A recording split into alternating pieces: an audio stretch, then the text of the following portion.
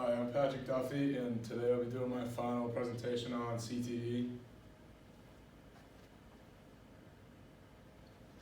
Intro, what is CTE? CTE is a brain degeneration due to multiple head trauma.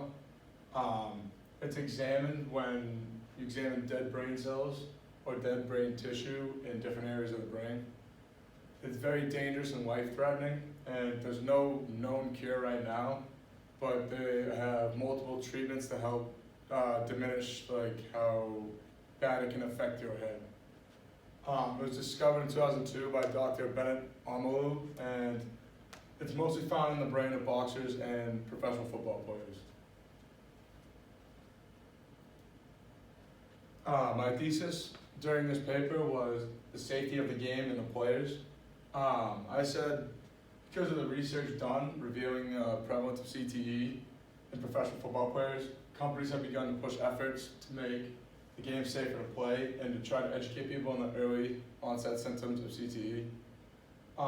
Things that have helped diminish the risk of CTE and head injuries include, through my thesis, companies update helmets every year, including companies Rydell, Vices, and Schutt, and rule changes such as roughing the passer, hit on defenseless player, and targeting, which is hit to the head, have also helped prevent brain injuries and improve the player's health and safety. My first topic was the discovery of CTE. As you just known, Dr. Bennett Omalu, he was a physician at Allegheny County, Allegheny County in Pennsylvania. He was the first person to discover CTE in 2002 when he examined professional football player Mike Webster's brain. There's a movie about this. It's in the middle. It's called Concussion, and Will Smith plays in it. In the movie and on documents online, it is said that Dr. Omalu brought it to the NFL because Mike Webster's CTE was one of the worst cases of CTE he's ever seen. And Mike Webster led a life of bad behavior, multiple questionable actions, and a lot more because of this brain injury. My second topic was the symptoms of CTE, and as you see here, there's a bunch of them. Difficulty thinking, erratic behavior, short-term memory loss are big ones. A lot of them that really affects a lot of players is two right here: depression or apathy, and suicidal thoughts and behavior.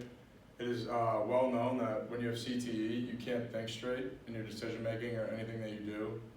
And especially with substance abuse tagged along with CTE, it really affects your emotional stability and your mental thinking. My third topic, I had a bunch of stats on my final presentation. On research, according to Concussion Foundation organization, 99% of former NFL players were found to have CTE. 94% of college football players will get CTE, spanning over 26 college football teams that has been estimated out of. And 21% of kids who played high school football for over a year will get CTE as well. Since 2002, 177 players have been diagnosed with CTE only 5 years after playing careers done.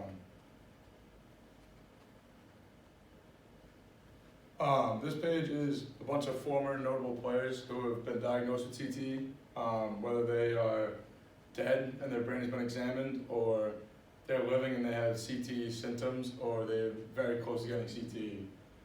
That includes Junior Seau, Mike Webster, who had probably the worst case CTE of all time, Brett Favre, Troy Aikman, and especially Aaron Hernandez. Aaron Hernandez and Junior Seau both took their own lives, which was also linked to CTE and their mental stability in their brain.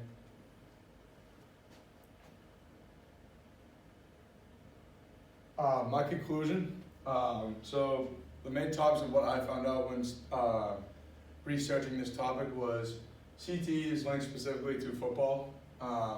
It is an ongoing illness that affects many players way after their career is done. And the game of football definitely needs to be made safer, because this was only discovered in 2002, and if it continues to grow, a lot of players are in serious danger after their careers are done. And thank you for my presentation today.